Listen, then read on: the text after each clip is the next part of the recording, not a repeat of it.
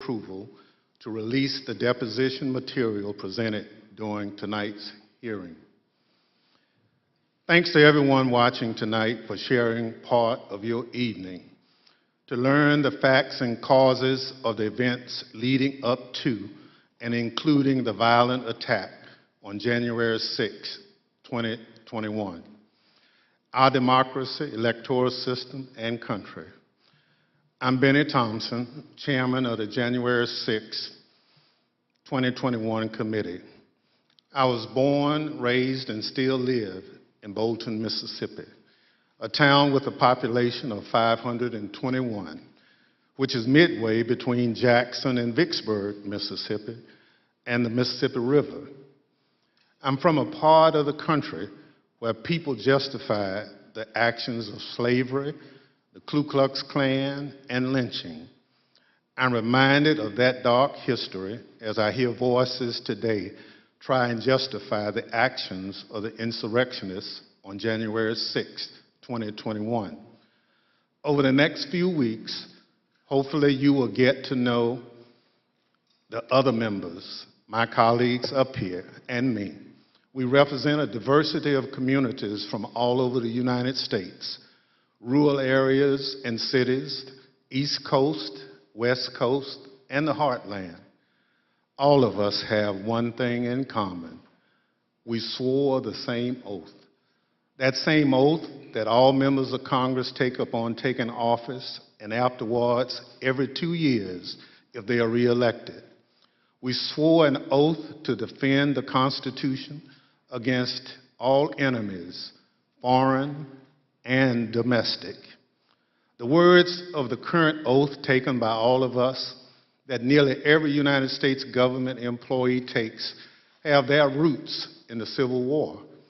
Throughout our history, the United States has fought against foreign enemies to preserve our democracy, electoral system, and country. When the United States Capitol was stormed and burned in 1814, foreign enemies were responsible.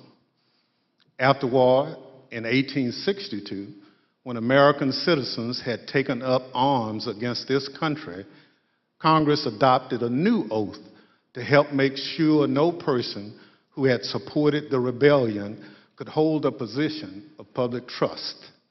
Therefore, Congresspersons and United States federal government employees were required for the first time to swear an oath to defend the Constitution against all enemies, foreign and domestic. That oath was put to test on January 6, 2021. The police officers who held the line that day honored their oath.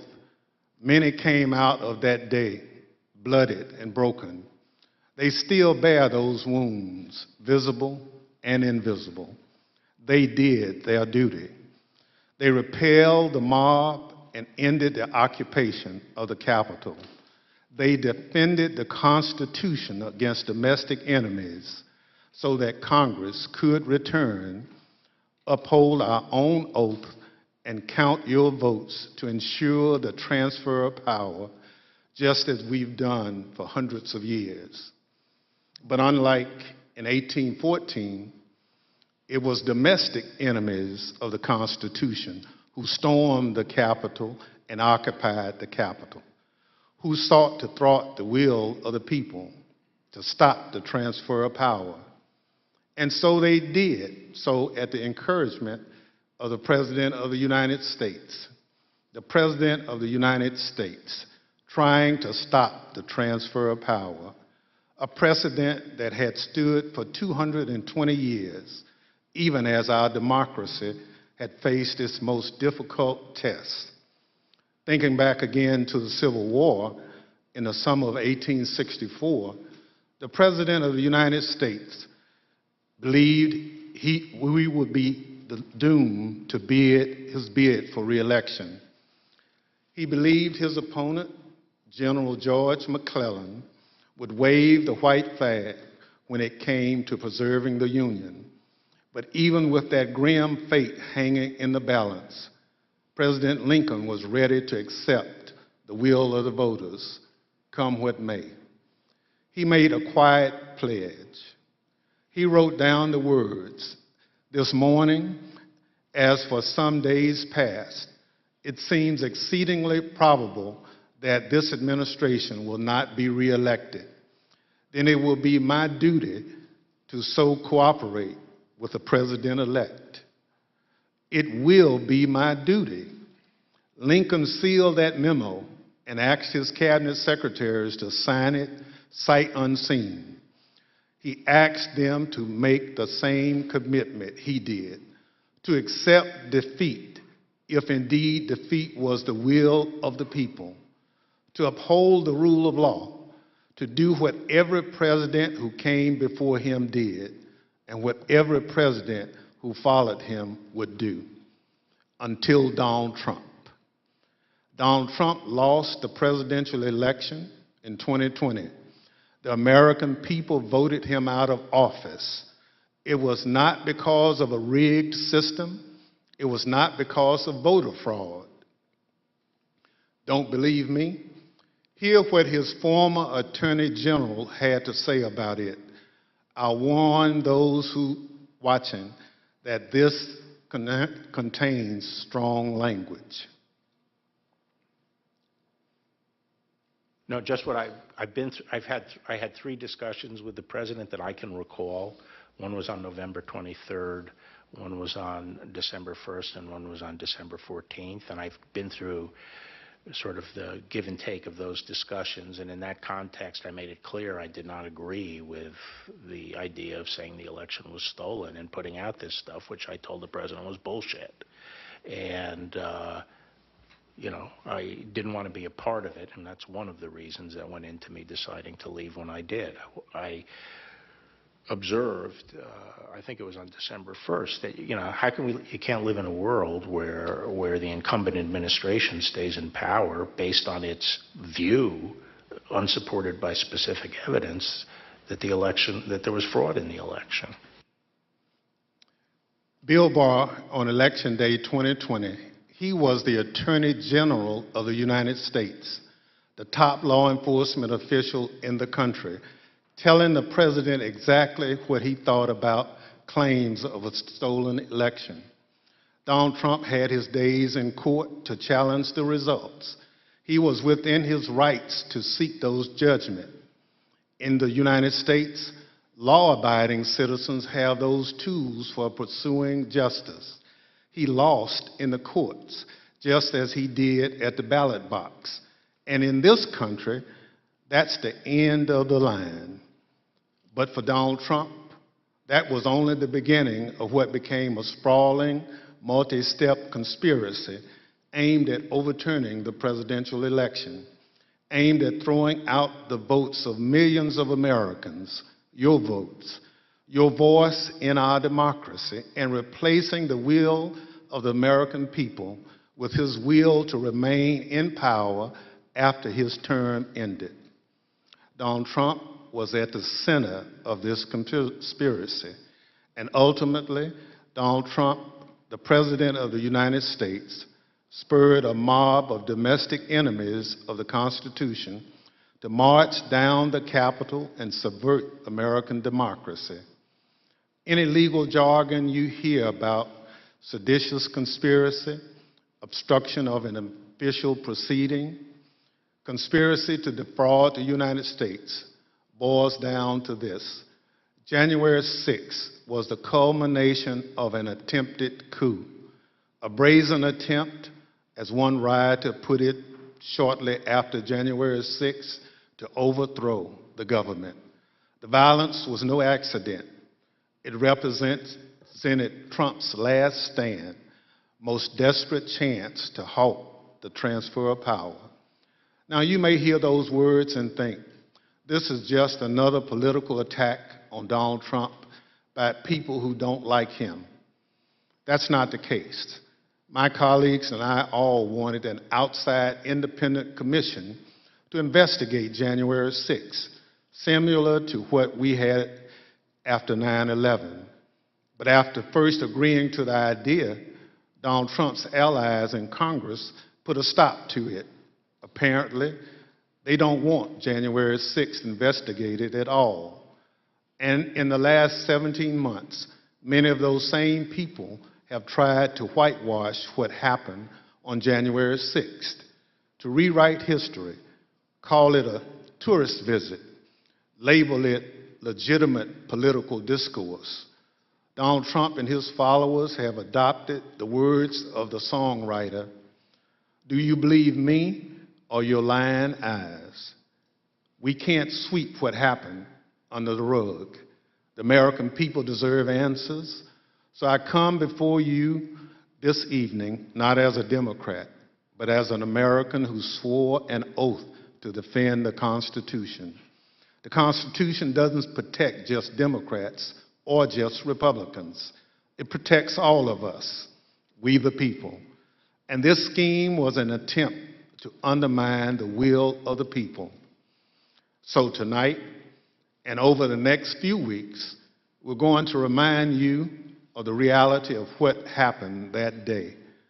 But our work must do much more than just look backwards.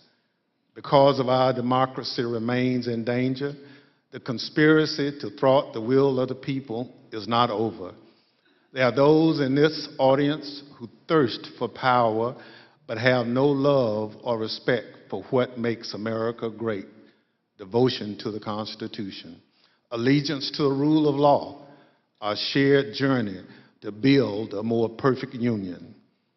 January 6th and the lies that led to insurrection have put 2.5 centuries of constitutional democracy at risk. The world is watching what we do here. America has long been expected to be a shining city on the hill, a beacon of hope and freedom, a model for others when we are at our best. How can we play that role when our house is in such disorder? We must confront the truth with candor, resolve, and determination. We need to show that we are worthy of the gifts that are the birthright of every American. That begins here, and it begins now, with a true accounting of what happened and what led to the attack on our Constitution and our democracy. In this moment, when the dangers of our Constitution and our democracy loom large, nothing could be more important. Working alongside the public servants on this dais has been one of the greatest honors of my time in Congress.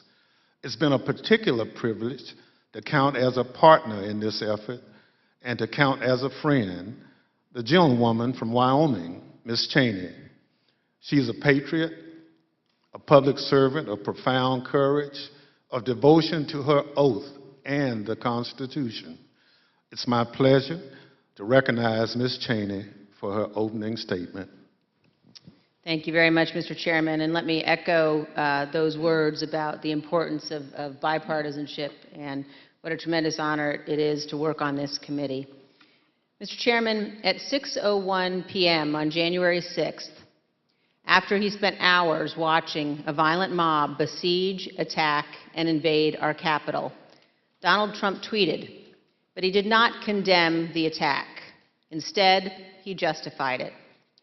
"These are the things and events that happen," he said, "when a sacred landslide election victory is so unceremoniously and viciously stripped away from great patriots who've been badly and unfairly treated for so long." As you will see in the hearings to come, President Trump believed his supporters at the Capitol, and I quote, "We're doing what they should be doing." This is what he told his staff as they pleaded with him to call off the mob, to instruct his supporters to leave. Over a series of hearings in the coming weeks, you will hear testimony, live and on video, from more than half a dozen former White House staff in the Trump administration, all of whom were in the West Wing of the White House on January 6th. You will hear testimony that, quote, "The president did not really want to put anything out calling off the riot or asking his supporters to leave." You will hear that President Trump was yelling and, quote, "really angry at advisors who told him he needed to be doing something more." And aware of the rioters' chance to hang Mike Pence, the president responded with this sentiment, quote, "Maybe our supporters have the right idea. Mike Pence, quote, deserves it." You will hear evidence that President Trump refused for hours to do what his staff, his family, and many of his other advisors begged him to do: immediately instruct his supporters to stand down and evacuate the Capitol. Tonight, you will see never-before-seen footage of the brutal attack on our Capitol, an attack that unfolded while a few blocks away, President Trump sat watching television in the dining room next to the Oval Office.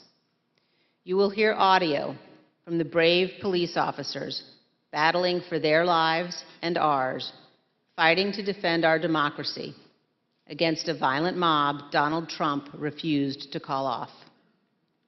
Tonight and in the weeks to come, you will see evidence of what motivated this violence, including directly from those who participated in this attack. You will see video of them explaining what caused them to do it. You will see their posts on social media. We will show you what they have said in federal court.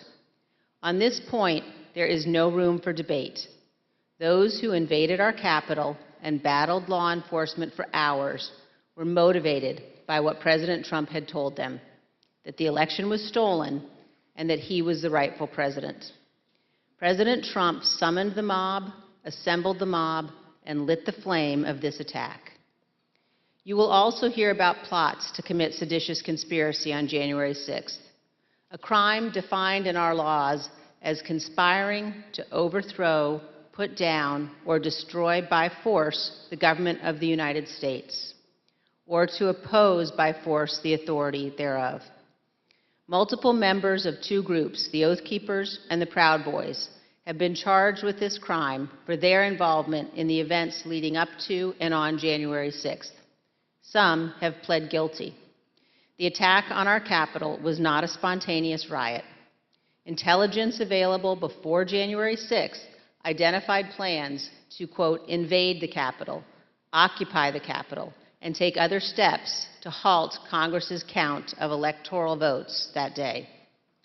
In our hearings to come, we will identify elements of those plans, and we will show specifically how a group of Proud Boys led a mob into the Capitol building on January 6th. Tonight, I am going to describe for you some of what our committee has learned and highlight initial findings you will see this month in our hearings. As you hear this, all Americans should keep in mind this fact.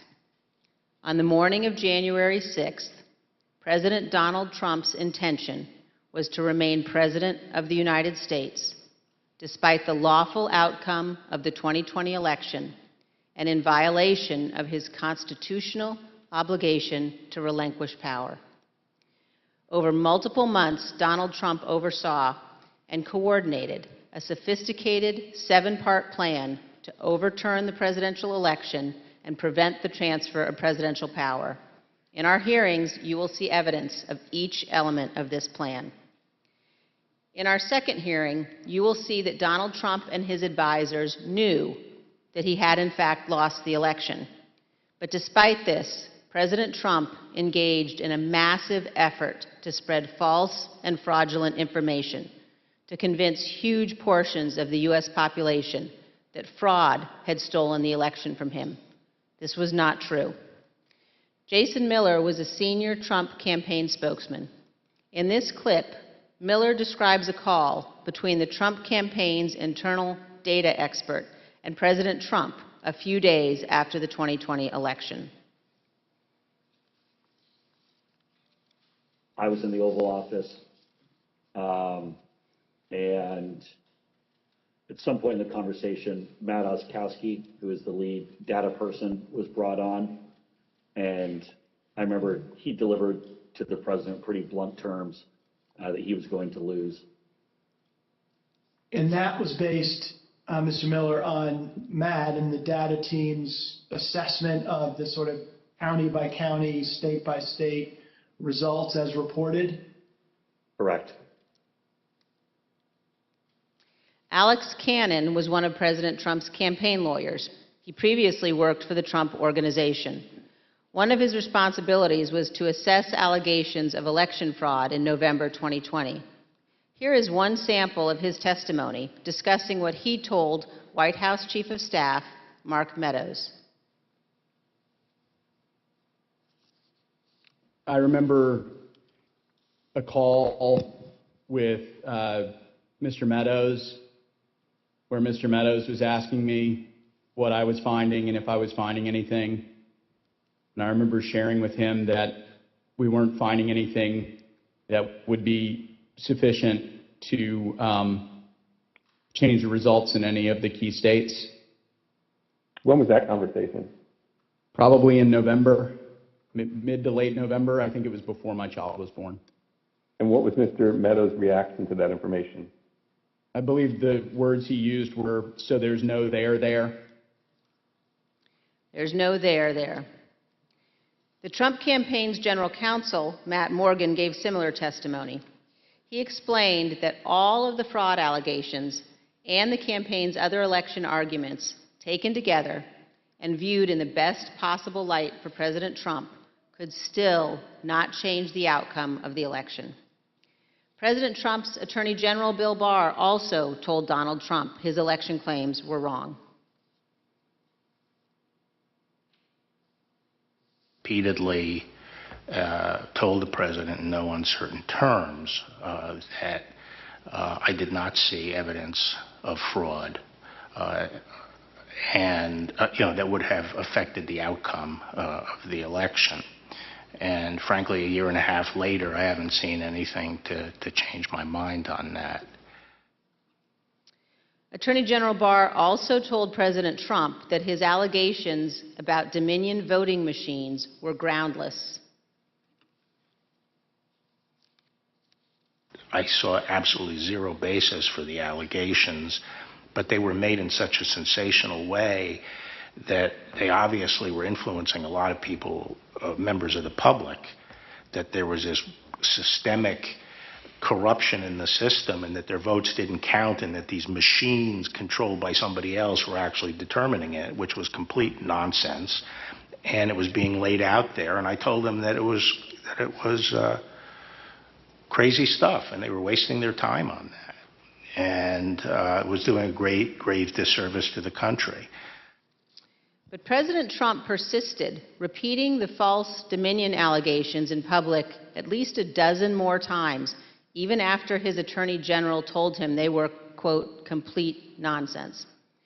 And after Barr's resignation on December 23rd, the acting Attorney General who replaced him, Jeff Rosen, and the acting deputy, Richard Donahue, told President Trump over and over again that the evidence did not support allegations he was making in public.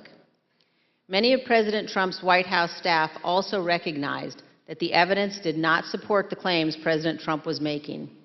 This is the president's daughter commenting on Bill Barr's statement that the department found no fraud sufficient to overturn the election. How did that affect your perspective about the election when Attorney General Barr made that statement? It affected my perspective. I respect Attorney General Barr. So I accepted what he was saying. As you will hear on Monday, the president had every right to litigate his campaign claims, but he ultimately lost more than 60 cases in state and federal courts. The president's claims in the election cases were so frivolous and unsupported that the president's lead lawyer, Rudy Giuliani, not only lost the lawsuits, his license to practice law was suspended. Here's what the court said of Mr. Giuliani. Giuliani communicated demonstrably false and misleading statements to courts, lawmakers, and the public at large in his capacity as lawyer for former President Donald J. Trump and the Trump campaign in connection with Trump's failed effort at re-election in 2020. As you will see in great detail in our hearings, President Trump ignored the rulings of our nation's courts. He ignored his own campaign leadership, his White House staff, many Republican state officials. He ignored the Department of Justice and the Department of Homeland Security. President Trump invested millions of dollars of campaign funds purposely spreading false information, running ads he knew were false, and convincing millions of Americans that the election was corrupt and that he was the true president. As you will see, this misinformation campaign provoked the violence on January 6th. In our third hearing, you will see that President Trump corruptly planned to replace the Attorney General of the United States so the U.S. Justice Department would spread his false stolen election claims. In the days before January 6th, President Trump told his top Justice Department officials, quote, "Just say the election was corrupt and leave the rest to me and the Republican congressman." Senior Justice Department officials, men he had appointed, told him they could not do that because it was not true. So President Trump decided to replace them. He offered Jeff Clark, an environmental lawyer at the Justice Department, the job of acting Attorney General. President Trump wanted Mr. Clark to take a number of steps, including sending this letter to Georgia and 5 other states, saying the U.S. Department of Justice had, quote, "identified significant concerns that may have impacted the outcome of the election." This letter is a lie. The Department of Justice had, in fact, repeatedly told President Trump exactly the opposite, that they had investigated his stolen election allegations and found no credible fraud that could impact the outcome of the election. This letter and others like it would have urged multiple states to withdraw their official and lawful electoral votes for Biden. Acting Deputy Attorney General Richard Donahue described Jeff Clark's letter this way, quote, "This would be a grave step for the department to take and could have tremendous constitutional, political, and social ramifications for this country." The committee agrees with Mr. Donahue's assessment. Had Clark assumed the role of Attorney General in the days before January 6th and issued these letters, the ramifications could indeed have been grave. Mr. Donahue also said this about Clark's plan. And I recall toward the end saying, what you're proposing is nothing less than the United States Justice Department meddling in the outcome of a presidential election. In our hearings, you will hear firsthand how the senior leadership of the Department of Justice threatened to resign, how the White House counsel threatened to resign, and how they confronted Donald Trump and Jeff Clark in the Oval Office. The men involved, including Acting Attorney General Jeff Rosen and Acting Deputy Attorney General Richard Donahue, were appointed by President Trump. These men honored their oaths of office, they did their duty, and you will hear from them in our hearings. By contrast, Jeff Clark has invoked his Fifth Amendment privilege against self-incrimination and refused to testify. Representative Scott Perry, who was also involved in trying to get Clark appointed as Attorney General, has refused to testify here. As you will see, Representative Perry contacted the White House in the weeks after January 6th to seek a presidential pardon. Multiple other Republican congressmen also sought presidential pardons for their roles in attempting to overturn the 2020 election. In our fourth hearing, we will focus on President Trump's efforts to pressure Vice President Mike Pence to refuse to count electoral votes on January 6th. Vice President Pence has spoken publicly about this. President Trump is wrong. I had no right to overturn the election. The presidency belongs to the American people and the American people alone. And frankly, there is no idea more un-American than the notion that any one person could choose the American president. What President Trump demanded that Mike Pence do wasn't just wrong, it was illegal and it was unconstitutional. You will hear this in great detail from the Vice President's former general counsel. Witnesses in these hearings will explain how the former Vice President and his staff informed President Trump over and over again that what he was pressuring Mike Pence to do was illegal. As you will hear, President Trump engaged in a relentless effort to pressure Pence, both in private and in public. You will see the evidence of that pressure from multiple witnesses, live and on video. Vice President Pence demonstrated his loyalty to Donald Trump consistently over 4 years, but he knew that he had a higher duty to the United States Constitution. This is testimony from the Vice President's Chief of Staff. So I think the Vice President was proud of his 4 years of service, and he felt like much had been accomplished in those 4 years. And I think he was proud to have stood beside the President for all that had been done. But I think he ultimately knew that his fidelity to the Constitution was his first and foremost oath. And that's what he articulated publicly, and I think that that's what he felt. His fidelity to the Constitution was more important than his fidelity to President Trump and his desire. The oath he took. Yep. Yes. You'll also hear about a lawyer named John Eastman. Mr. Eastman was deeply involved in President Trump's plans. You'll hear from former Fourth Circuit federal judge Michael Ludig, a highly respected leading conservative judge. John Eastman clerked for Judge Ludig. Judge Ludig provided counsel to the Vice President's team in the days before January 6th. The judge will explain how Eastman, quote, was wrong at every turn. And you will see the email exchanges between Eastman and the Vice President's counsel as the violent attack on Congress was underway. Mr. Jacob said this to Mr. Eastman: "Thanks to your bullshit, we are under siege." You will also see evidence that John Eastman did not actually believe the legal position he was taking. In fact, a month before the 2020 election, Eastman took exactly the opposite view on the same legal issues. In the course of the Select Committee's work to obtain information from Mr. Eastman, we have had occasion to present evidence to a federal judge. The judge evaluated the facts, and he reached the conclusion that President Trump's efforts to pressure Vice President Pence to act illegally by refusing to count electoral votes likely violated 2 federal criminal statutes. And the judge also said this: if Dr. Eastman and President Trump's plan had worked, it would have permanently ended the peaceful transition of power, undermining American democracy and the Constitution.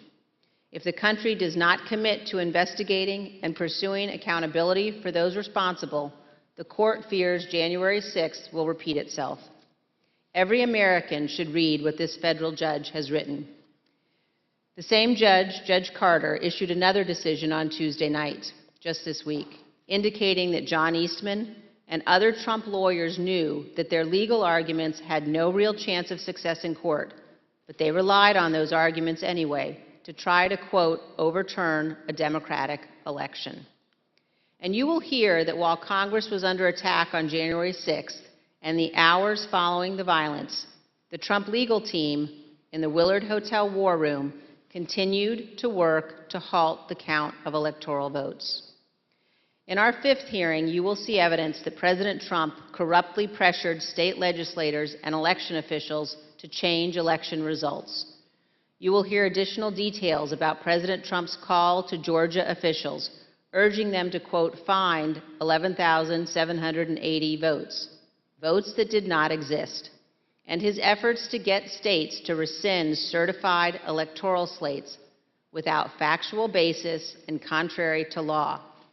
You will hear new details about the Trump campaign and other Trump associates' efforts to instruct Republican officials in multiple states to create intentionally false electoral slates and transmit those slates to Congress, to the Vice President, and the National Archives, falsely certifying that Trump won states he actually lost.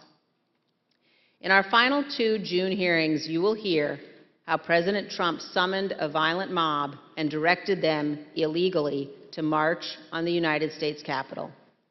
While the violence was underway, President Trump failed to take immediate action to stop the violence and instruct his supporters to leave the Capitol. As we present these initial findings, keep 2 points in mind. First, our investigation is still ongoing, so what we make public here will not be the complete set of information we will ultimately disclose. And second, the Department of Justice is currently working with cooperating witnesses and has disclosed to date only some of the information it has identified from encrypted communications and other sources. On December 18, 2020, a group including General Michael Flynn, Sidney Powell, Rudy Giuliani, and others visited the White House. They stayed late into the evening. We know that the group discussed a number of dramatic steps, including having the military seize voting machines and potentially rerun elections. You will also hear that President Trump met with that group alone for a period of time before White House lawyers and other staff discovered the group was there and rushed to intervene. A little more than an hour after Ms. Powell, Mr. Giuliani, General Flynn, and the others finally left the White House, President Trump sent the tweet on the screen now, telling people to come to Washington on January 6th. Be there, he instructed them. Will be wild. As you will see, this was a pivotal moment. This tweet initiated a chain of events. The tweet led to the planning for what occurred on January 6th, including by the Proud Boys, who ultimately led the invasion of the Capitol and the violence on that day. The indictment of a group of Proud Boys alleges that they planned, quote, to oppose by force the authority of the government of the United States. And according to the Department of Justice, on January 6, 2021, the defendants directed, mobilized, and led members of the crowd onto the Capitol grounds and into the Capitol, leading to the dismantling of metal barricades, the destruction of property, the breaching of the Capitol building, and the assaults on law enforcement. Although certain former Trump officials have argued that they did not anticipate violence on January 6th, the evidence suggests otherwise.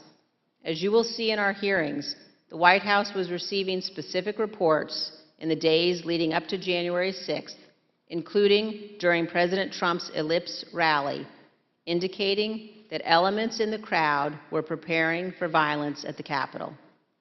And on the evening of January 5th, the president's close advisor, Steve Bannon, said this on his podcast. All hell is going to break loose tomorrow. Just understand this. All hell is going to break loose tomorrow. As part of our investigation, we will present information about what the White House and other intelligence agencies knew and why the Capitol was not better prepared. But we will not lose sight of the fact that the Capitol Police did not cause the crowd to attack. And we will not blame the violence that day, violence provoked by Donald Trump, on the officers who bravely defended all of us.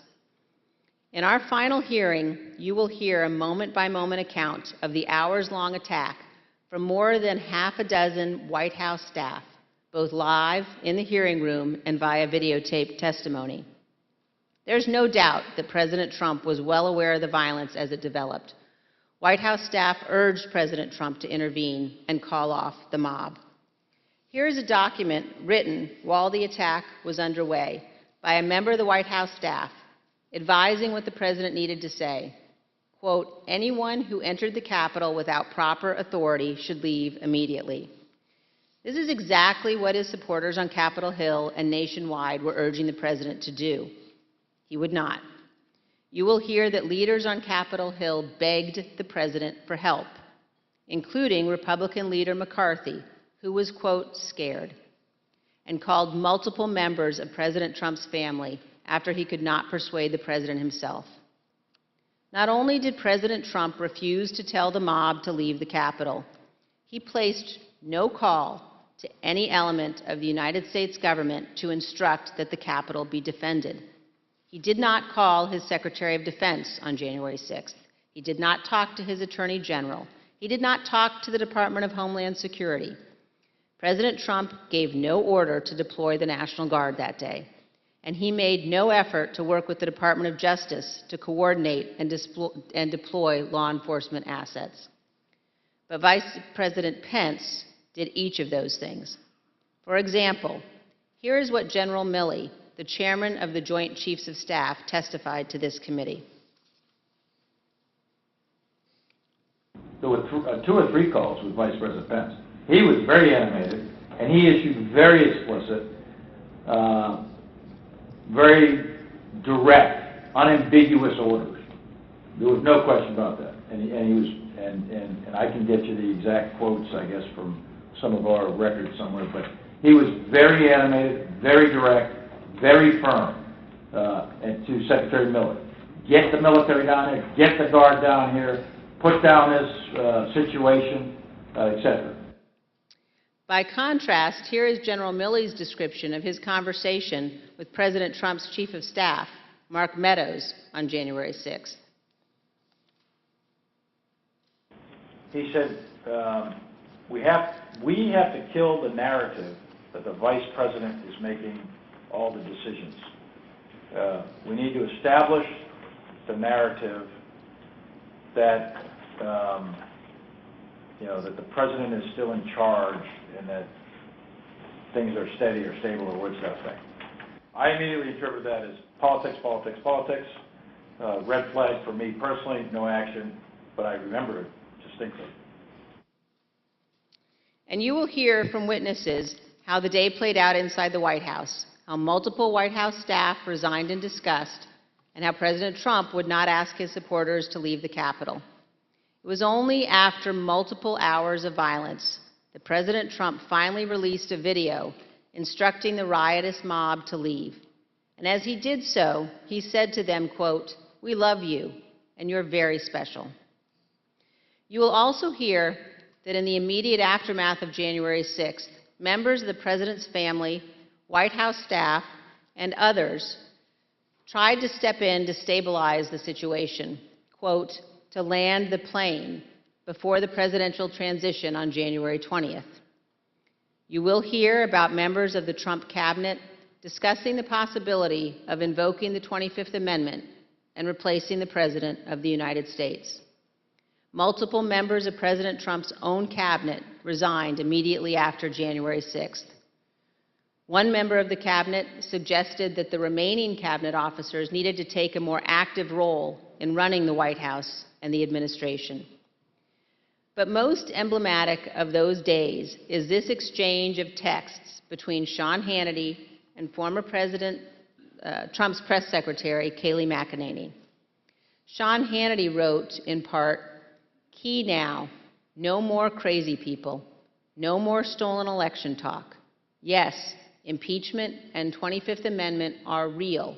Many people will quit." Ms. McEnany responded in part, "Love that. That's the playbook." The White House staff knew that President Trump was willing to entertain and use conspiracy theories to achieve his ends. They knew the president needed to be cut off from all of those who had encouraged him. They knew that President Donald Trump was too dangerous to be left alone, at least until he left office on January 20th.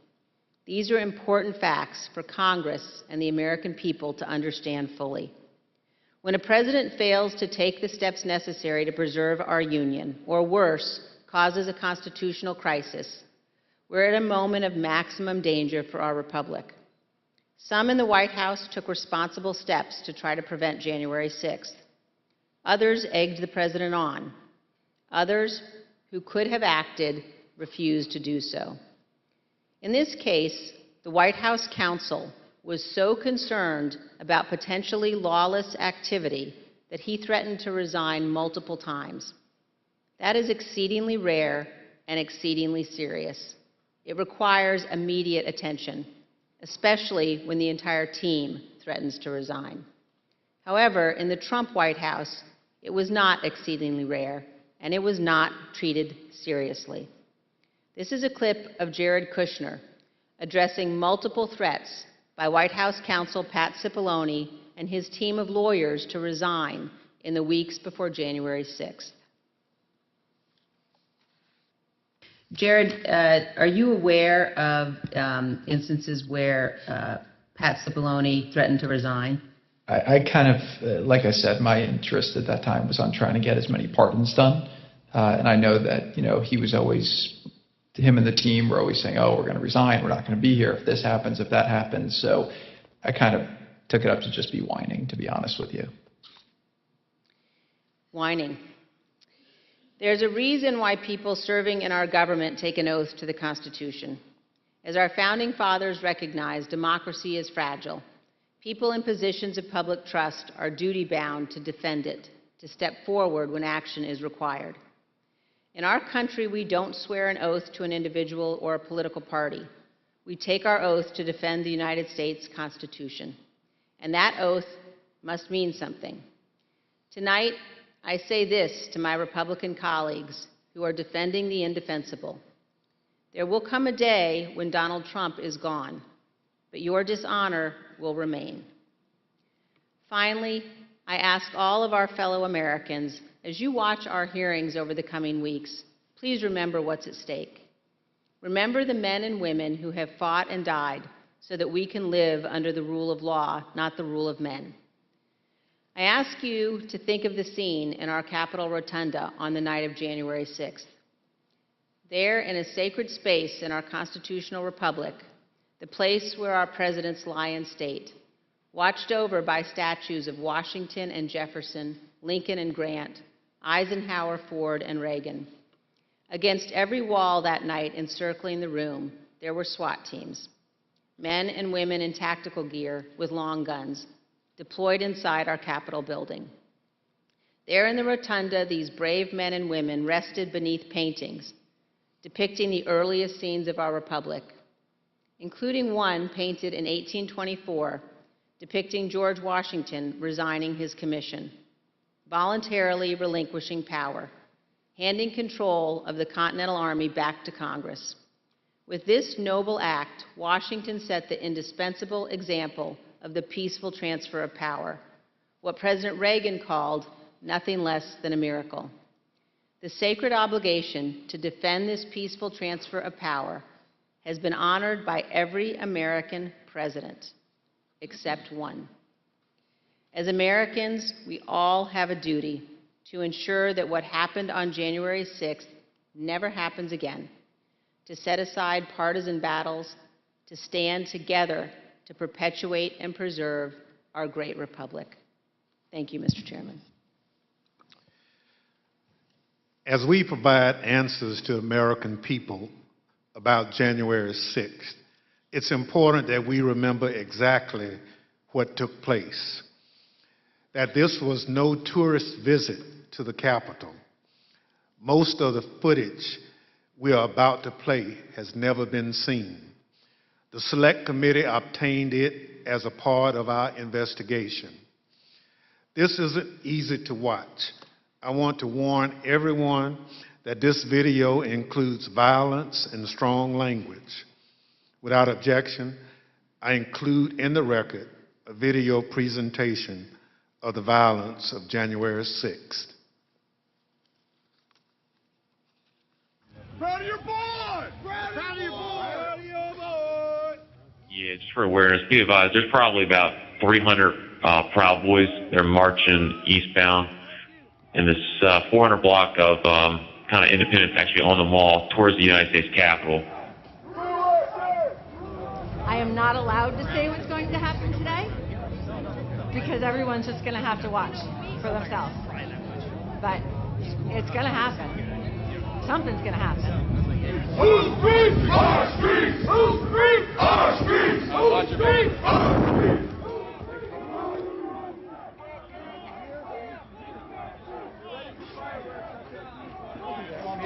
We are on the other side. Don't make us go against you. Understand the side. Pick a side. These are our streets. $20 a picture. I hope Mike is going to do the right thing. I hope so. I hope so. Because if Mike Pence does the right thing, we win the election. All Vice President Pence has to do is send it back to the states to recertify. And we become president, and you are the happiest people. Mike Pence is going to have to come through for us. And if he doesn't, that will be a sad day for our country. Because you'll never take back our country with weakness. You have to show strength, and you have to be strong.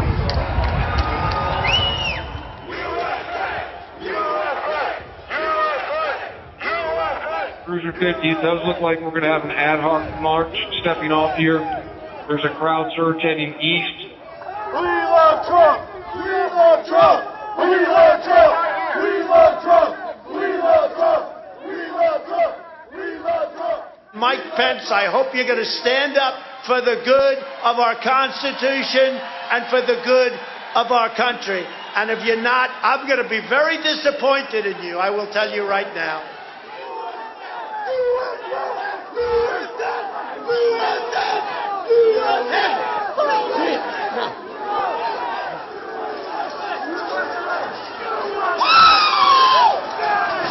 Get back, ladies! Get back, ladies!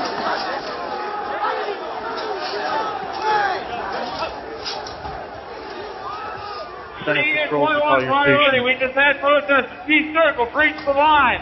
We need backup.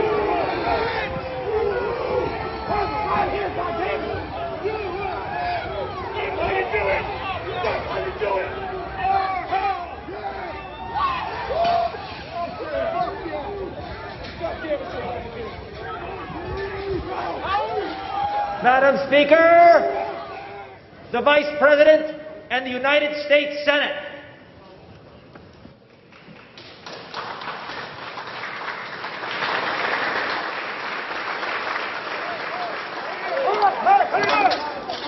We're going to give riot warnings as soon as the hour is here. We're going to give riot warnings. We're going to try to get compliance, but this is now effectively a riot. 49 hours declaring it a riot. 5 to 50, be advised, Capitol Police 1 advised they're trying to breach and get to the Capitol. 50, I copy.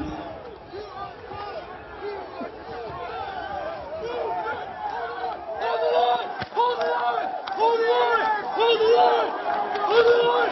Back the line! 42.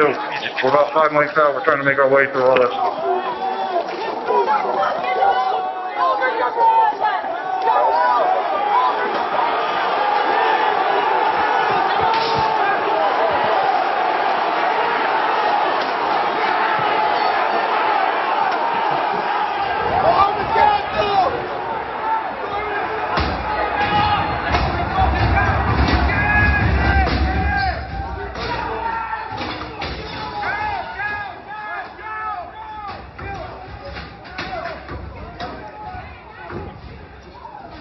We have a breach of the Capitol! Breach of the Capitol to the upper level! Be advised, they're requesting additional resources on the east side as they've broken into that window and they're trying to kick it in.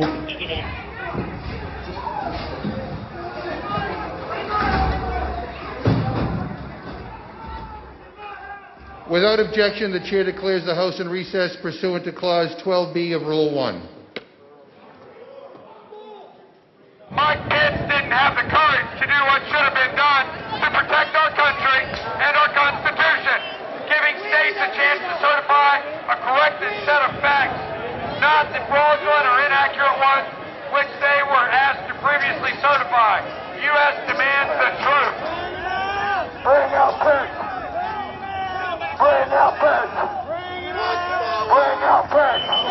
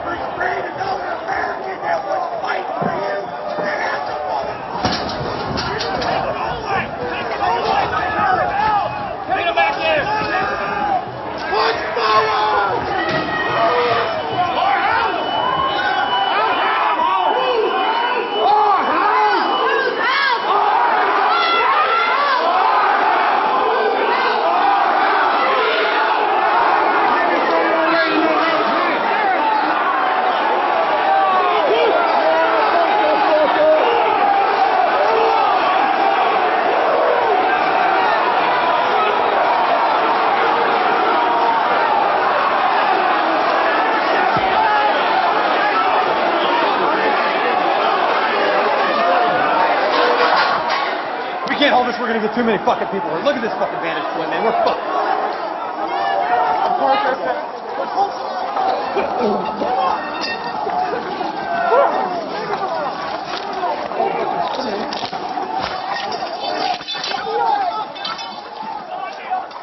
We need an area for the House members. They're all walking over now through the tunnels.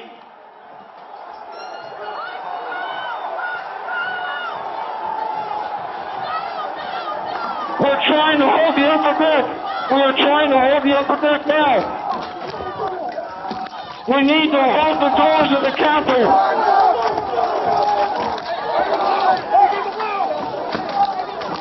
I need court support.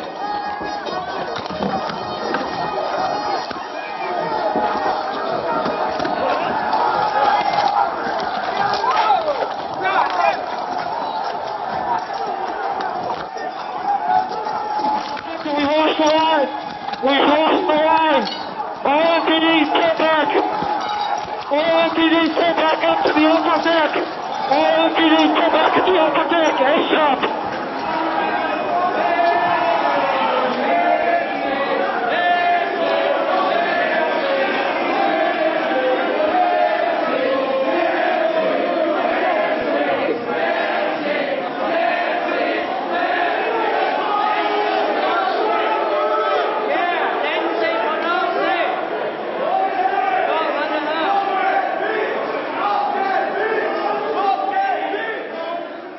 Cruiser 50, be advised that Capitol Police is going to start moving their resources inside. They're going to start the M4 officers first.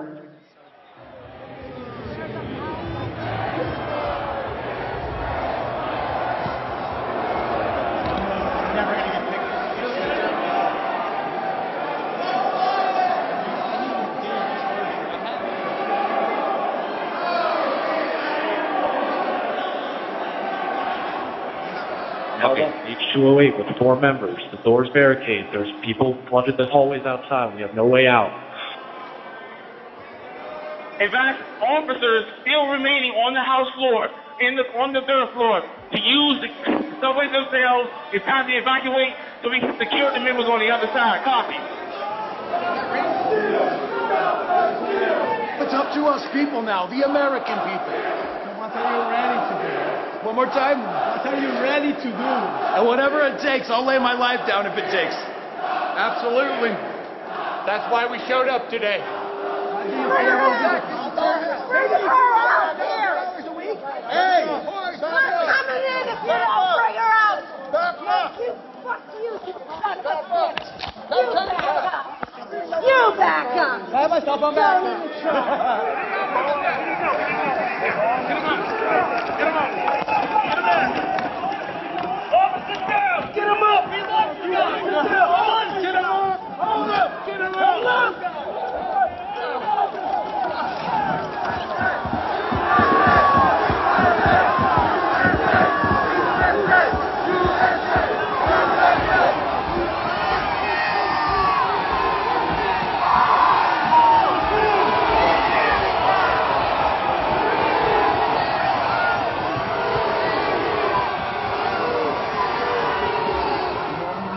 Changing some of that West Karen truck for backup.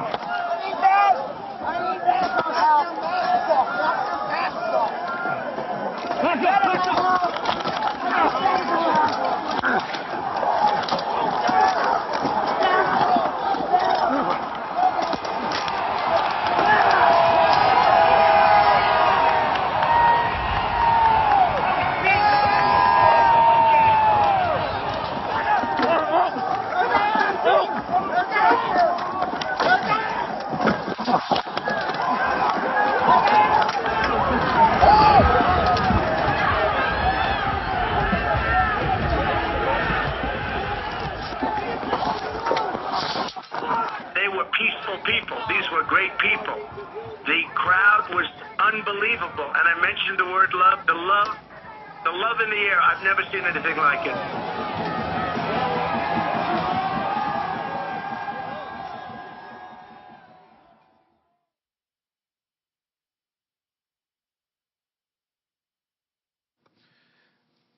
Pursuant to the order of the committee of tonight, the chair declares the committee in recess for a period of approximately 10 minutes.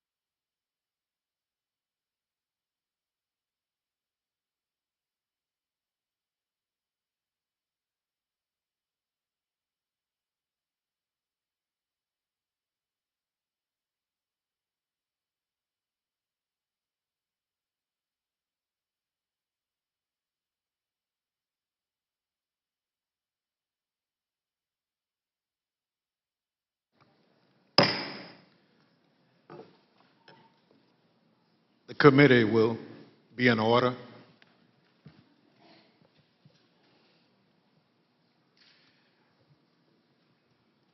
I want to thank our witnesses for being with us this evening to share their firsthand accounts of that terrible day. I know that some of the witnesses from our first hearing are in the room with us, along with some of the family members, friends, and widows of the officers who lost their lives as a result of the attack. Thank you all for being here for us and the American people. Officer Carolyn Edwards has been with the United States Capitol Police since 2017. On January 6th, Officer Edwards was assigned to the First Responder Unit, which serves as the first line of defense at the Capitol complex. She also served as a member of the Civil Disturbance Unit, a special subset of the uniformed division trained to respond to mass demonstration events. Officer Edwards is a graduate of the University of Georgia and currently is working on a master's degree in intelligence analysis from Johns Hopkins University. Nick Quisted is an acclaimed filmmaker whose credits include documenting stories from war zones in Afghanistan, Syria, and Iraq. On January 6th, Mr. Quickstead was working on a documentary about, quote, why Americans are so divided when Americans have so much in common, end quote. During that day, Mr. Quickstead interviewed and documented movements of the people around the Capitol, including the first moments of the violence against the Capitol Police and the chaos that ensued. I will now swear in our witnesses. The witnesses will please stand and raise your right hand. Do you swear and affirm under penalty of perjury that the testimony you're about to give is the truth, the whole truth, and nothing but the truth, so help you God?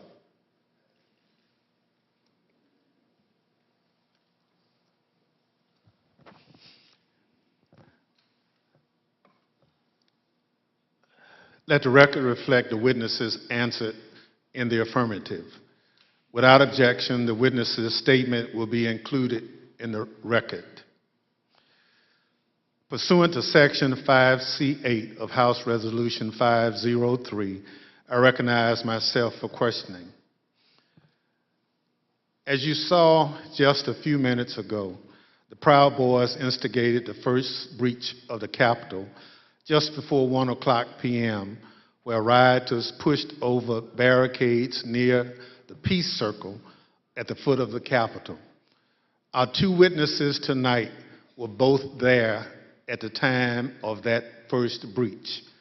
Officer Edwards was standing with other officers behind a line of bike racks that marked the perimeter of the Capitol grounds.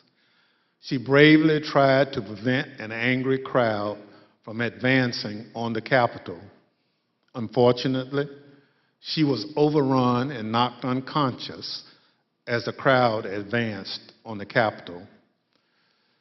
Mr. Quickstead was a few yards away from Officer Edwards, taking footage of the Proud Boys as part of his work on a documentary film.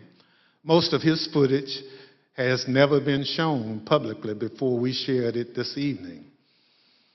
Officer Edwards, I'd like to start by asking if you could tell us why you believe it's important for you to share your story this evening with the committee and the American public.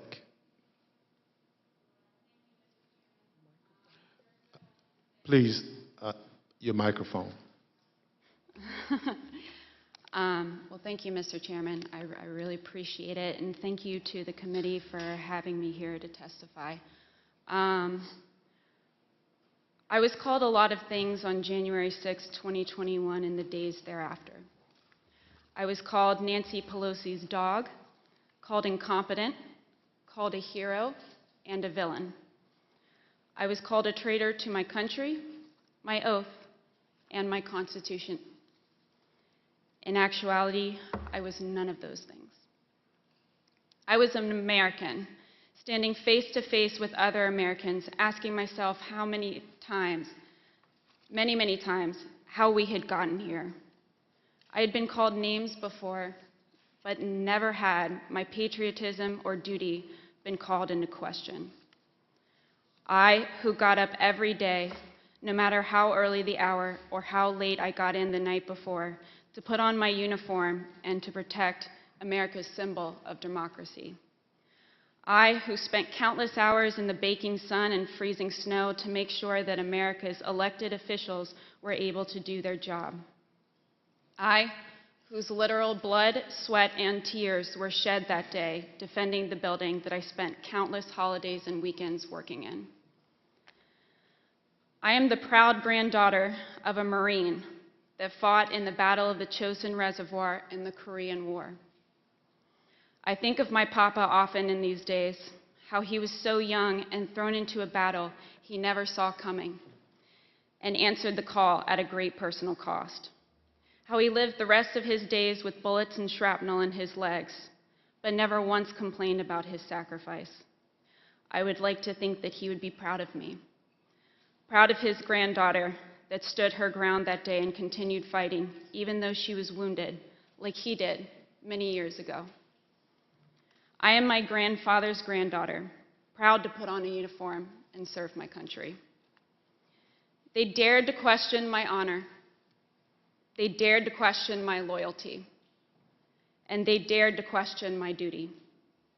I am a proud American, and I will gladly sacrifice everything to make sure that the America my grandfather defended is here for many years to come.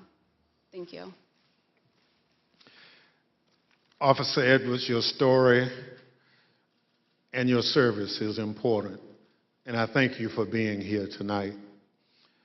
Ms. Quickstead, I also like to ask you to introduce yourself. Can you tell us how you found yourself in Washington, D.C. on January 6, 2021? Good evening, Chair and Madam Vice Chair. Thank you for the introduction. As stated, in the winter of 2020, I was working on a documentary. As part of that documentary, I filmed several rallies in Washington, D.C. on December the 11th and December the 12th. And I learned there would be a rally on the Mall on January 6th. So my 3 colleagues and I came down to document the rally. According to the permit of the event, there was going to be a rally at the Ellipse. We arrived at the Mall and observed a large contingent of Proud Boys marching towards the Capitol. We filmed them, and almost immediately I was separated from my colleagues. I documented the crowd turn from protesters to rioters to insurrectionists. I was surprised at the size of the group, the anger and the profanity.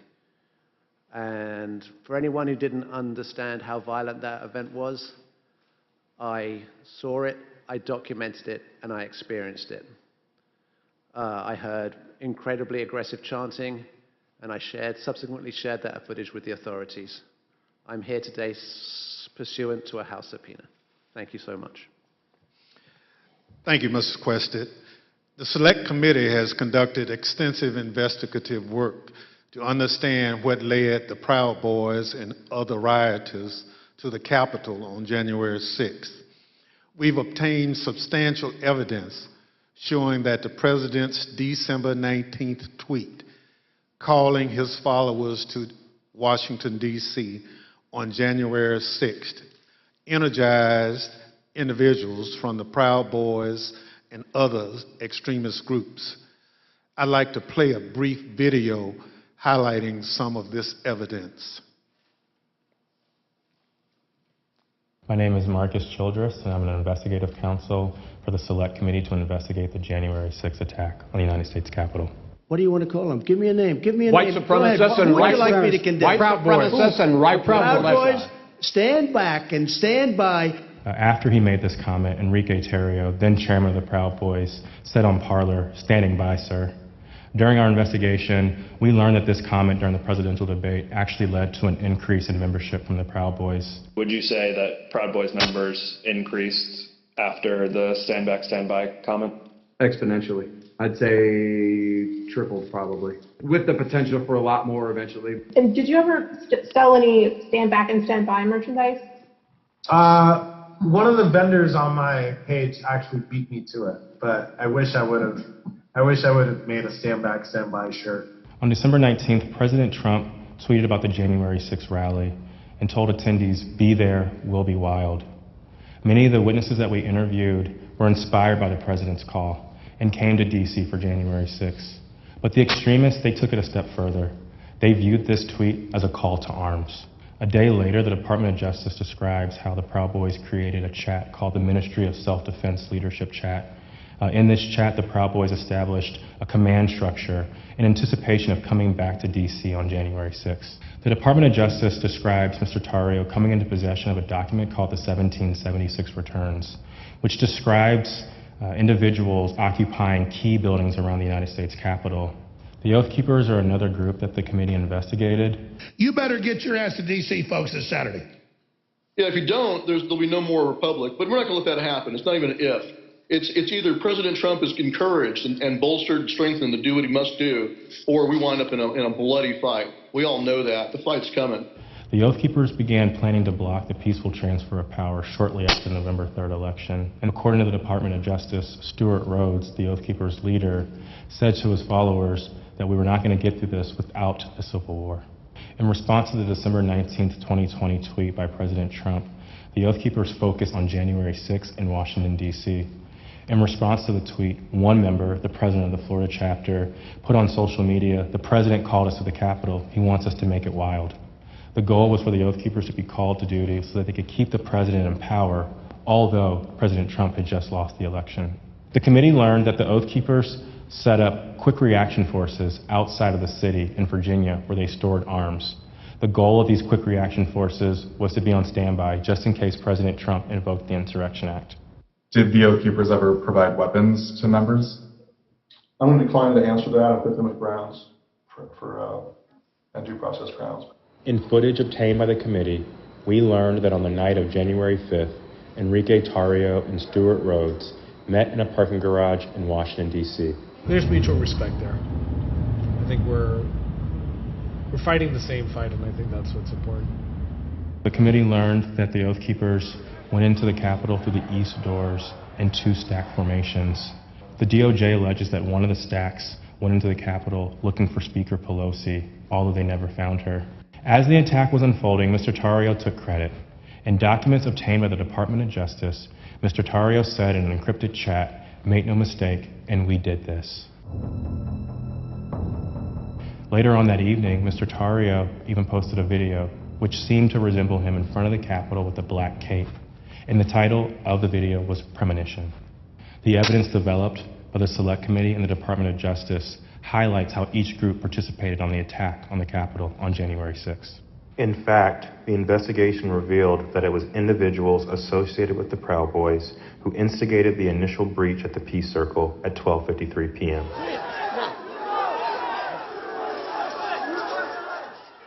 Within 10 minutes, rioters had already filled the Lower West Plaza. By 2 o'clock, rioters had reached the doors on the West and the East plazas. And by 2:13, rioters had actually broken through the Senate wing door and gotten into the Capitol building. A series of breaches followed. At 2:25 p.m., rioters breached the east side doors to the Rotunda.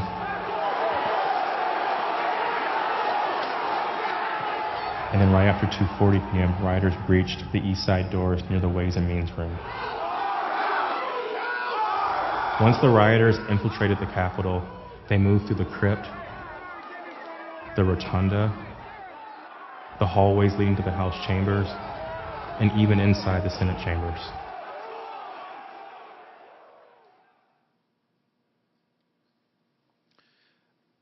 Individuals associated with two violent extremist groups have been charged with seditious conspiracy in connection with the January 6th attack. One is the Oath Keepers. They are a group of armed anti-government extremists. The other group is the Proud Boys. They promote white supremacist beliefs and have engaged in violence with people they view as their political enemies.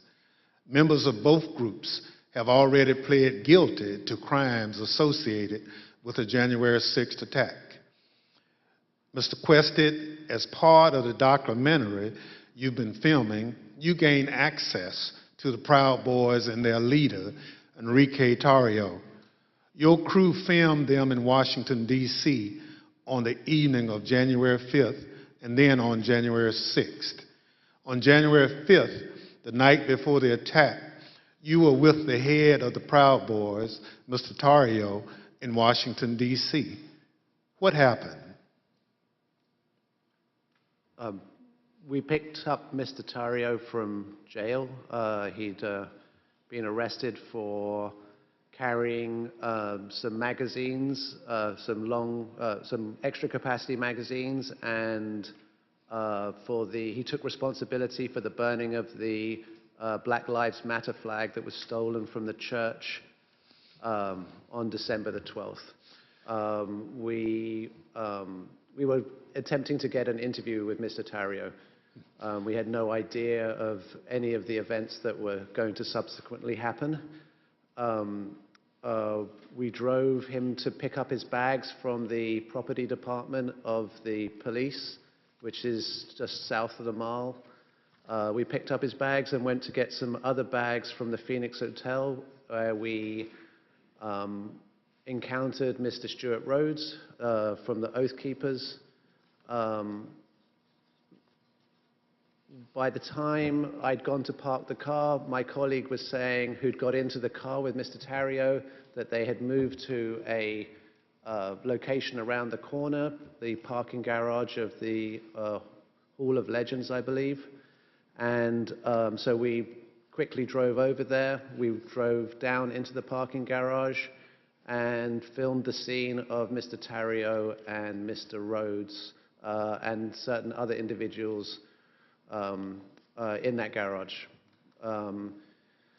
We then continued to follow Mr. Tarrio. There was some discussion about where he was going to go. He ended up going towards a hotel in Baltimore, and we conducted an interview with him in the hotel room.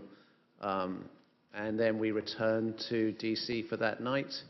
And what was interesting that night, actually, was that was the first indication that DC was much more busy than it had been any other time we'd been here, because we couldn't get into the hotels we wanted to, and we ended up at a hotel that, was not as satisfactory as we would have hoped.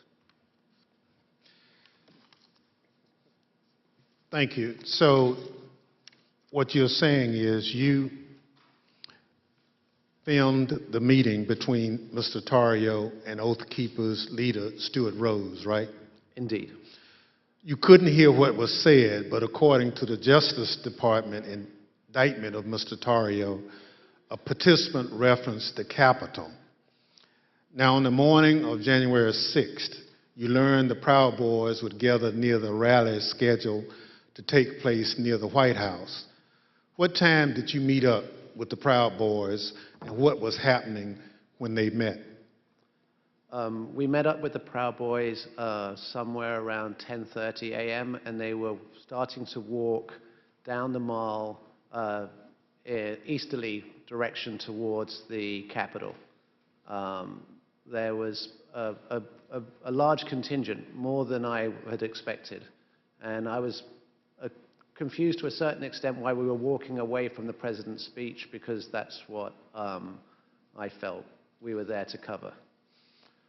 So at 10:30 a.m., that's early in the day. That's even before President Trump had started speaking. Am I correct? Yes, sir. So how many Proud Boys would you estimate were marching together to the Capitol? A couple of hundred, potentially. Yeah, I'd say a couple of hundred Proud Boys were marching towards the Capitol at that point. At the time, was the area heavily guarded? No, that was, I remember we walked down the mall, we walked to the right of the reflecting pool, and then north along the road that leads to the Peace Circle.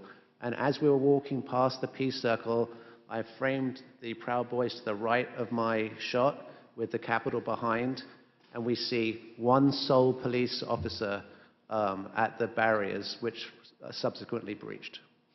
We then walk up and past a tactical unit preparing, and you see that in the film where the man questions their duty and their honor, and you see maybe a dozen Capitol Police putting on their riot gear. So, how would you describe the atmosphere at that time? The atmosphere it seemed to be much darker. I make efforts to create a familiarity between myself and my subjects to make them feel comfortable. And the atmosphere was much darker this day than had been in these other days. And there was also a contingent of Proud Boys that I hadn't met before from Arizona who appeared to wear these orange hats and had orange armbands. So when the Proud Boys went back down the hill to the Peace Circle, did a larger crowd start together? Well, no. First of all, we went round to the back and down the steps, and we took some photographs on the east side of the Capitol, and then we went for lunch. We went for tacos. So, Mr. Questa, you're a journalist, so you are careful to stick to things that you have observed. But what you've told us is highly relevant. Let me highlight a few key facts that you and others have provided the committee. First, there was a large group of Proud Boys present at the Capitol. We know that from multiple sources. You now estimate that there were around 250 to 300 individuals that you've testified. They weren't there for President Trump's speech. We know this because they left that area to march toward the Capitol before the speech began. They walked around the Capitol that morning. I'm concerned this allowed them to see what defenses were in place and where weaknesses might be. And they decided to launch their attack at the Peace Circle, which is the front door of the Capitol complex. It's the first security perimeter that those marching from the ellipse would have to come to as they moved toward the Capitol. The Peace Circle walkway was always where the thousands of angry Trump supporters would arrive after President Trump sent them from the ellipse. The Proud Boys timed their attack to the moments before the start of the joint session in the Capitol, which is also where President Trump directed the angry mob, quote, "We fight like hell," end quote.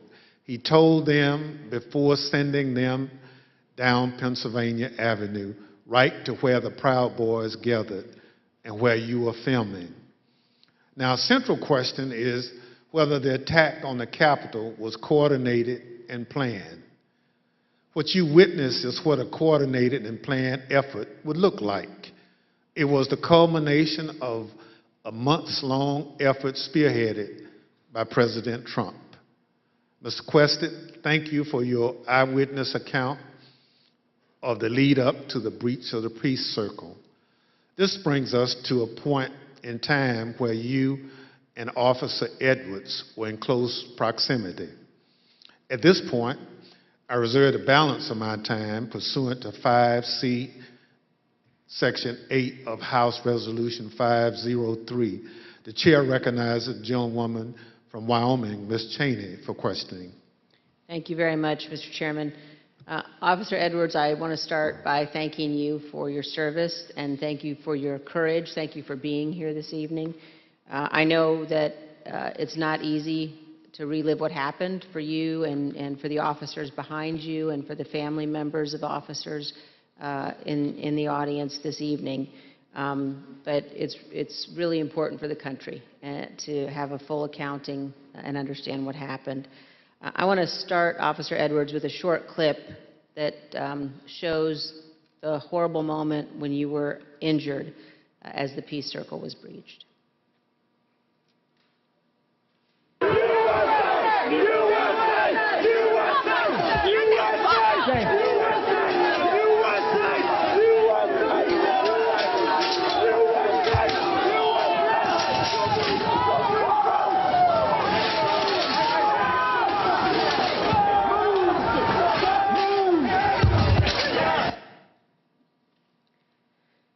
Officer Edwards, can you describe the crowd that had assembled at the Peace Circle as you and your fellow officers stood behind and guarded the bike racks at the Peace Circle? Yes, so there were about, I want to say about 5 of us on that line. And there was our bike rack, and then at the bottom of the Pennsylvania Avenue walkway, or right by Peace Circle, there was another bike rack. And so the crowd had kind of gathered there.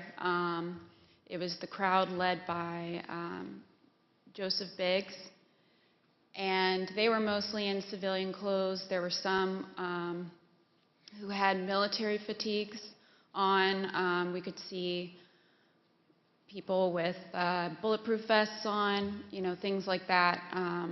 They didn't seem, extremely cohesive, but they had gathered there in their outfits, but they had gathered there together, and Joseph Biggs he had a megaphone, and he started talking about, first it was things kind of relating to Congress, and then the tables started turning once what is now the Arizona group is what you said, the crowd with orange hats, they came up chanting F-U-C-K, Antifa, and they joined that group. And once they joined that group, Joseph Biggs' rhetoric turned to the Capitol Police. He started asking us questions like, you didn't miss a paycheck during the pandemic, mentioning stuff about our pay scale was mentioned, and started turning the tables on us. And I've worked, I can conservatively say probably hundreds of civil disturbance events. I know when I'm being turned into a villain, and that's when I turned to my sergeant and I stated the understatement of the century. I said, Sarge, I think we're going to need a few more people down here. And so after that, I think they started conferring. They went a little silent. They started conferring among each other. I saw the person now identified as Ryan Samsel. He put his arm around Joseph Biggs, and they were talking, and then they started approaching the first barricade. They ripped the first barricade down, and they approached our bike racks. At that time, we started holding on, grabbing the bike racks. There weren't many of us, so I grabbed the middle between 2 different bike racks, and I wasn't under any pretense that I could hold it for very long, but I just wanted to make sure that we could get more people down and get our CDU units time to answer the call. So we started grappling over the bike racks. I felt the bike rack come on top of my head, and I was pushed backwards, and my foot caught the stair behind me, and my chin hit the handrail, and then at that point I had blacked out, but the back of my head clipped the concrete stairs behind me. And you were knocked unconscious, is that right, Officer Edwards? Yes, ma'am. But then when you regained consciousness, even with the injuries, you returned to duty. Is that right? Yes, ma'am. At that time, adrenaline kicked in. I ran towards the West Front, and I tried to hold the line at the Senate steps at the Lower West Terrace. More people kept coming at us. It just seemed like, more and more people started, coming onto the West Front. They started overpowering us. And that was right about when MPD's officers showed up. Their bike officers pushed the crowd back and allowed our CDU units as well as theirs to form that line that you see, that very thin line between us and the protesters or the rioters, at that time. I fell behind that line, and for a while I started decontaminating people who had gotten sprayed and treating people medically who needed it. And then you were injured again there on the West Terrace. Is that right, Officer Edwards?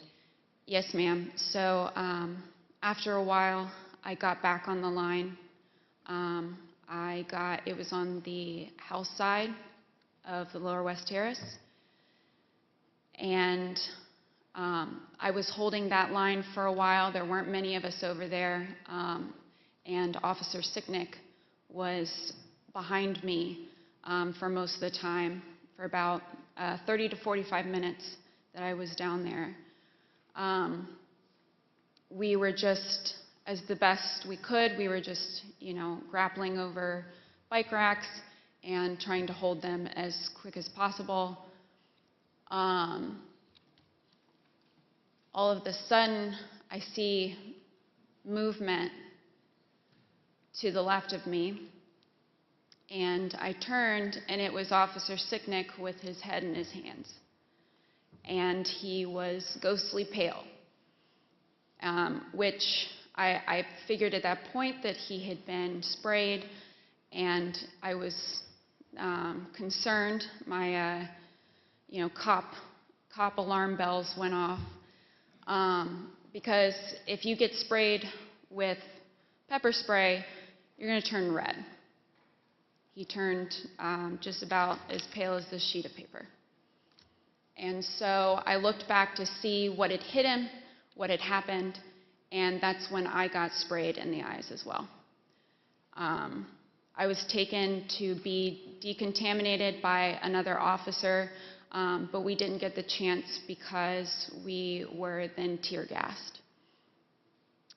And we are going to play just a brief clip of that moment that you've just described, Officer Edwards.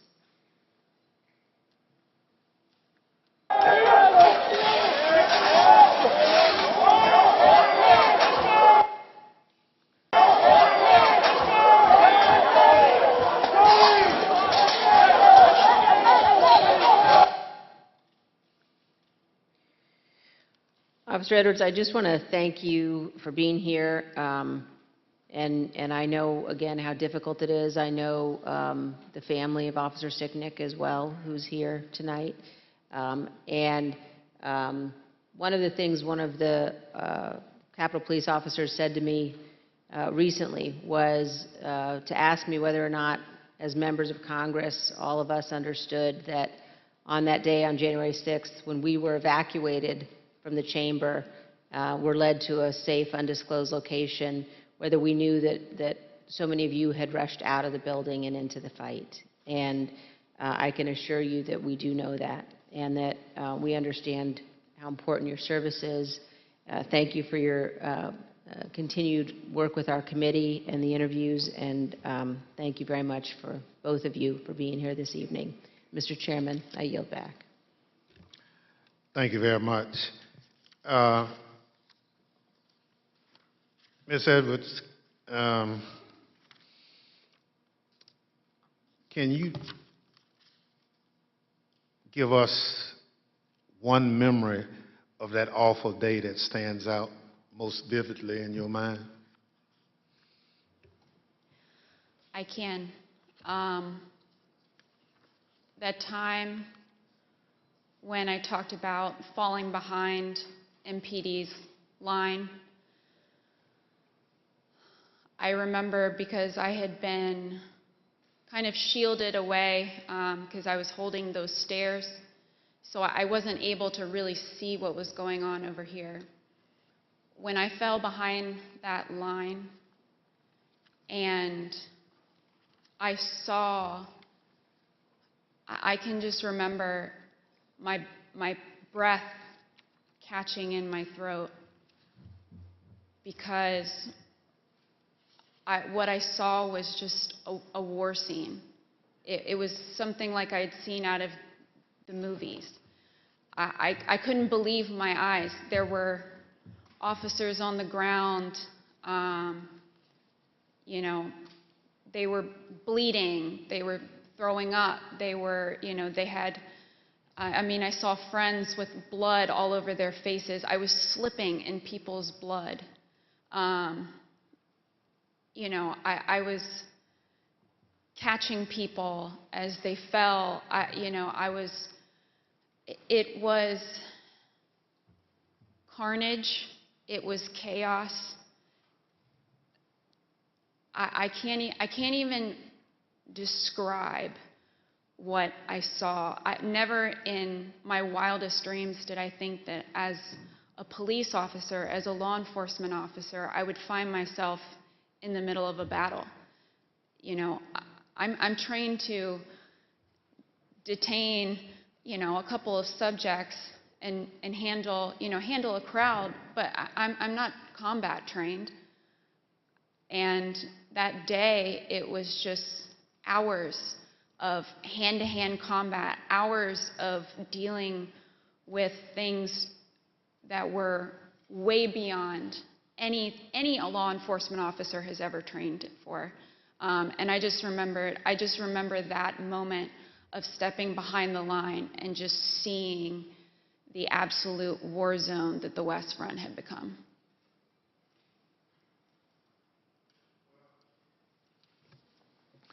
Let me thank you for your service and obviously your bravery that you have told the world about tonight.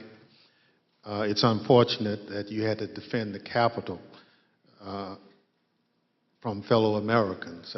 None of us would ever think that that would have to happen, but it did. So let me thank our witnesses for joining us tonight and sharing their experiences with America. Throughout my chairmanship of this committee, I've continuously vowed that this committee will ensure a comprehensive account of the heroic acts on January 6th, and that we will follow the facts wherever they lead. Your testimony is an essential part of that record and helps us do our job. Mr. Quested, thank you for sharing your footage and your account of the day's events with us.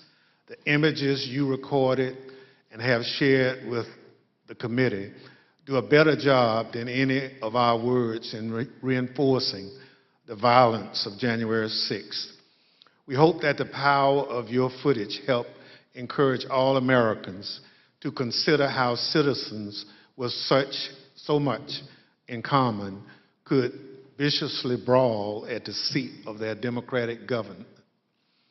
Officer Edwards, thank you for your brave service, as I indicated, on January 6th, and all you did to protect us, and most importantly, our democracy. If you and your fellow officers hadn't held the line against those violent insurrectionists, we can only imagine the disaster that would have ensued. Your heroism in the face of danger is admirable, and your will to continue to protect and serve despite your serious injuries should be an inspiration to all of us. We wish you a continued recovery and look forward to seeing you back in uniform sometime soon. The members of the Select Committee may have additional questions for tonight's witnesses, and we ask that you respond expeditiously in writing to those questions. Without objections, members will be permitted 10 business days to submit statements for the record, including opening remarks and additional questions for the witnesses. The witnesses have just told us what they heard the rioters saying while they stormed the Capitol on that day. Now we're going to hear it from the rioters themselves. Without objection, I include in the record a video presentation.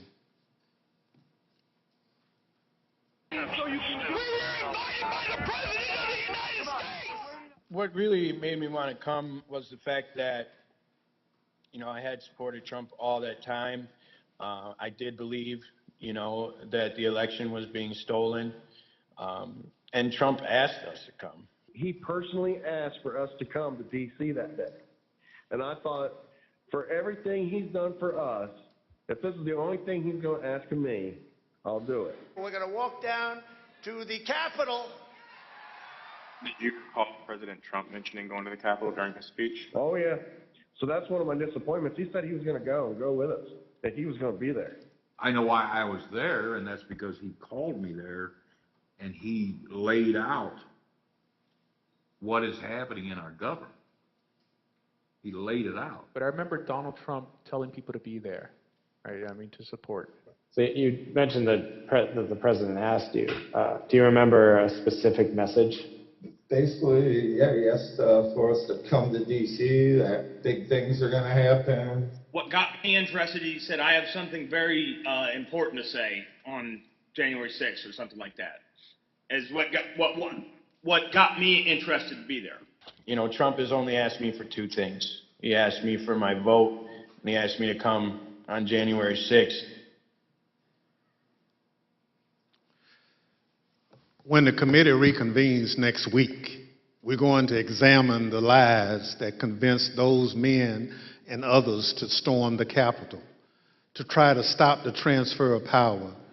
We're going to take a close look at the first part of Trump's attack on the rule of law, when he hit the fuse that ultimately resulted in the violence of January 6th.